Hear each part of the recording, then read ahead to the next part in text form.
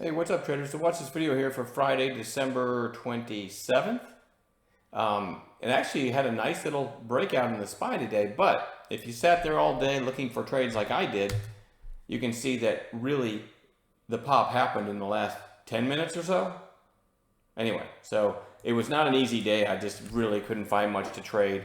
I did call Rite Aid, RAD, at the very late in the day through 1850, but it broke 1850 and chopped around, came back down, went above, went back down like 3 or 4 times before it finally broke free. I'll show you that one too.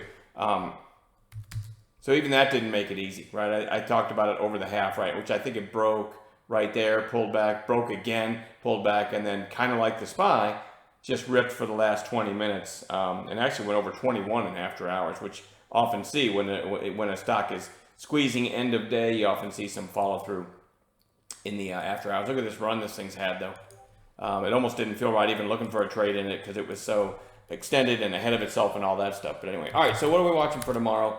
ASRT, nice gap up and a fairly strong close and a catalyst, a potential catalyst, not far away from about a week ago, that $1.50 break. So I want to watch that one. PRVB gapped up, sold off, but then ended up closing fairly strong. Daily chart wise, it's certainly interesting over the whole number 15, which is where it opened and pretty much topped out today.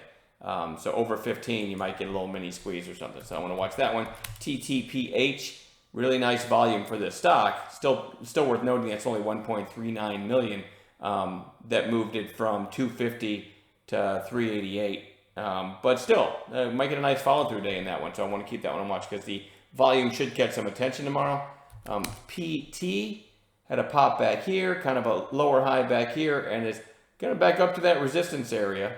Decent volume today. Maybe that one breaks out of this range tomorrow. CANF, pretty strong day.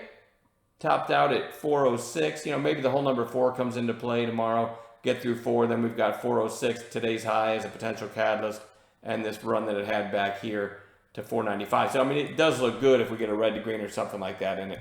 CLPS, this one's kind of obscure, and I don't think I trust it, but it had a big range. What I guess this was Christmas Eve, right? 468 to 886. That's incredible. And then gave a lot of it back, and then today opened at 642, pretty much topped out there, sold off, but kind of came back at the end of the day. So I don't know, over today's high, maybe over 650-ish. This thing could get some more legs. You definitely want to keep an eye on the volume on that one, though, and make sure, sometimes you see a chart setup, and then you look at the volume and you realize, hey, nobody's watching this but me. So you definitely want to make sure there's volume involved, at the breakout point on these things, if they set up at all. RUHN, this one's weird.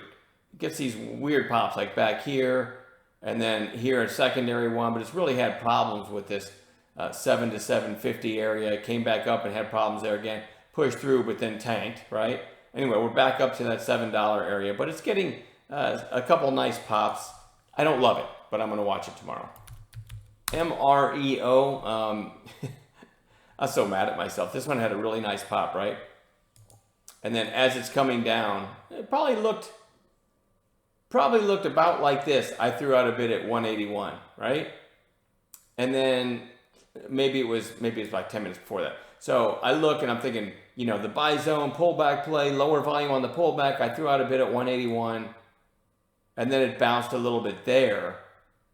And I said, you know what, this has just been a boring day. I'm not going to lose any money at the end of the day here. So I pulled my bid, and look what happens.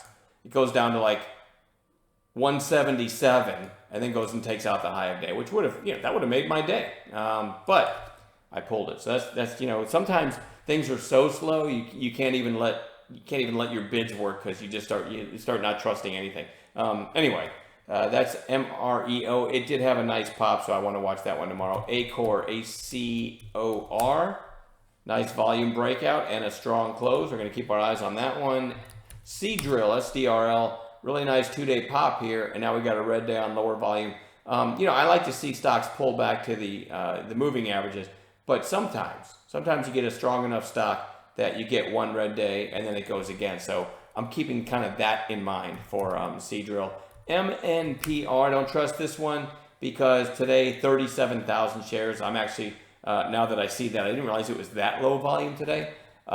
If I didn't have chart volume in front of me, right? If I could just see the chart, this one's super interesting. So you had this massive 2-day pop after IPOing. Is that a way to put it? After its IPO. And now you've got 3 days lower. You got 3 days lower on obviously declining volume.